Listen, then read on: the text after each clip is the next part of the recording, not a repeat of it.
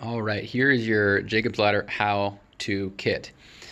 In your package, you should have 10 blocks like this, 3 inches by 2.5 inches wide, 3 colorful strands of ribbon, a container of glue, something to spread around glue like this, and a piece of sandpaper.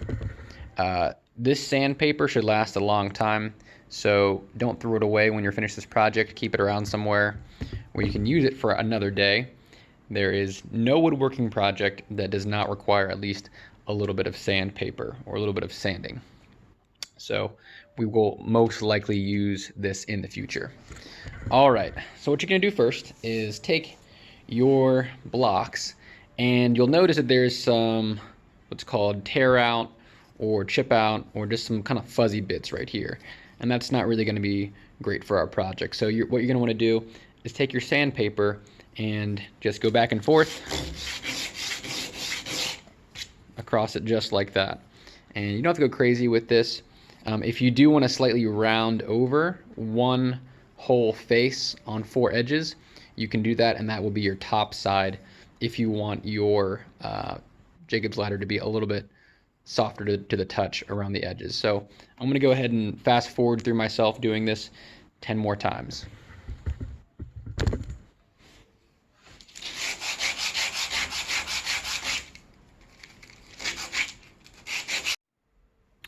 All right, so a couple things with sanding that didn't take very long to do most of these pieces here. As you'll notice, there is some sawdust or some sanding dust. So if you are going to do this indoors or on a kitchen table or whatever, just be prepared for that mess if you're doing this correctly. And you want to break the sort of the edges of that plane right there just to make it more smooth. Now remember, this is going to be a toy that you play with and you touch. So as many surfaces as you can sand along the edge, I would take the time to do that.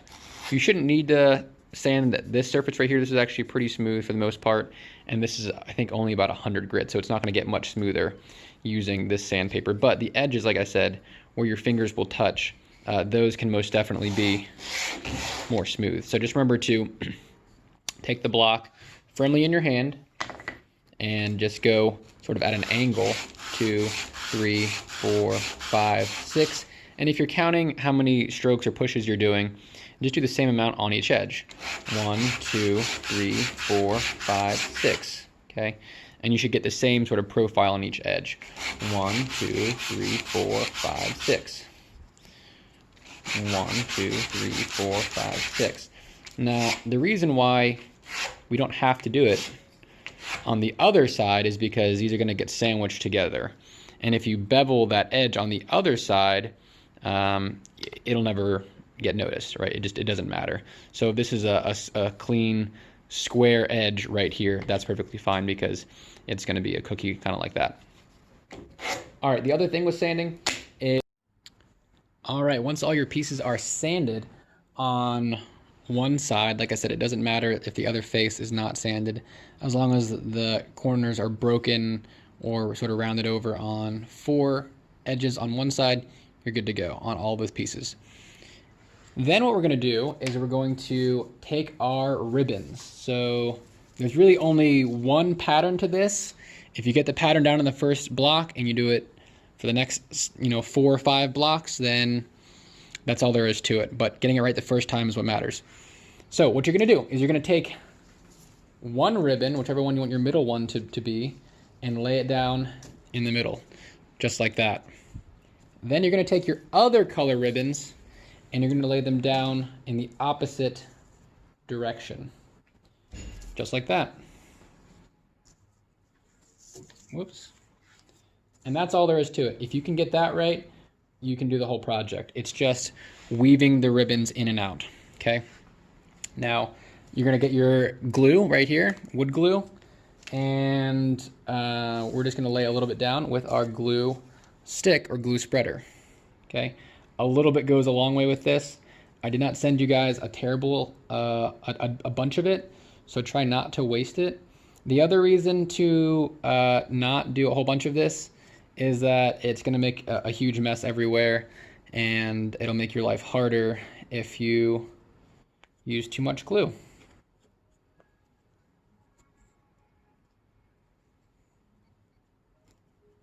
So there we go. I'm just putting glue kind of where those ribbons are gonna go. Just like that. All right. Always have a wet paper towel around on hand. That way, if any glue gets on your fingers or your clothes, whatever, you can just wipe it right off. It's really hard to get off of something once it's dry, but when it's wet, it's basically water-based, so it comes right off. So there's our ribbons in line, just like that. Okay, pretty much centered. Looks great. Then the other one, where the sides where you did not sand that are nice and square, you're going to take that and then sandwich it down on top. Just like that. I should mention that you want the 2.5 inch side face where the grain runs this direction. That is the direction the ribbon goes, okay? You don't want to assemble it this way, if that makes sense. I guess you could, but I think it works better, or rather the ribbon is cut at a length so that this works out better. So short side facing this way. In class, we're going to be using a brad nail gun to assemble it. If you are a person receiving this package at home, obviously no brad nail gun required. So in person, we're just going to make sure things are nice and flush. A line on this edge right here, a line on this edge right here, and that those match up very nicely. 3 brad nails.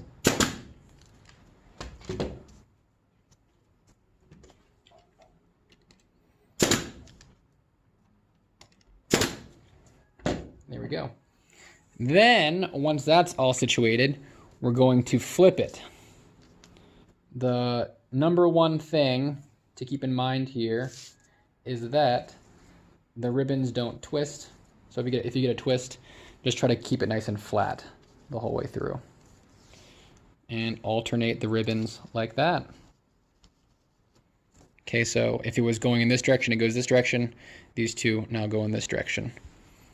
Grab your next sandwich and put the bottom block down on top of that. And what I'm trying to do is just pull these ribbons a little bit more tight. You don't want to see too much slack in this. If there's like a loop here, just pull on this edge so it's nice and tight. If there's slack on this side, just pull on, like you can kind of see there's a little bit of a loop. If you're getting loops, just pull that color ribbon so that you have no loops. Okay, and I'm going to take my glue here and glue here. A little bit goes a long way. Don't need a bunch of glue. Wherever you're going to put a ribbon specifically. Although the wood glue, the purpose of it is to hold the wood together. I do think it helps hold the ribbons together long term as well. Okay, then you're going to flip it. Orange string goes here. Blue string, whoops, goes here. There we go. And exactly the same thing as the last one. Sandwich it down. Try to avoid those loops from forming. Here at school, 3 brad nails, keep our fingers out of the way. 1. Make sure it goes where I want it. 2.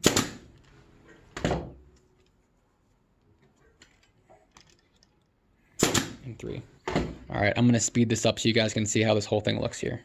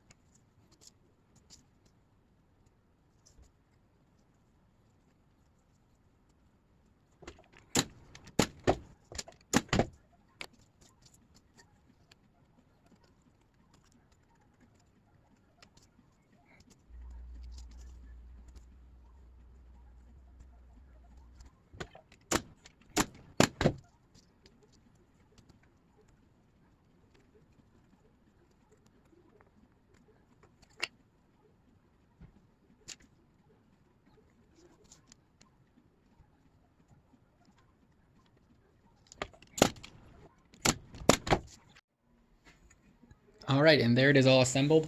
If you ended up with a pattern that looks like this, 2, 1, 2, 1, 2, 1, 2, 1, you did it properly. Okay, you did a good job. If you have one where there's a double or whatever, maybe think about what happened there, and then figure it out. One thing I would recommend if you're a little nervous about using the glue and everything is do a dry assembly fit. So you just try it without glue. Just weave the ribbons through it to see what happens. If you're doing this from home, find something heavy to press down on these so that the glue can make really good contact while it dries. Here at school, what I'm going to do is we're going to clamp these down so that we get the best sort of result from this, at least for a little bit. And when we go to apply pressure to any glue joint, you're always going to get some glue squeeze out. So whether you're doing this from home or here at school, stand by with paper towels to clean up any extra glue. Never have too many clamps. So we're going to apply some pressure here.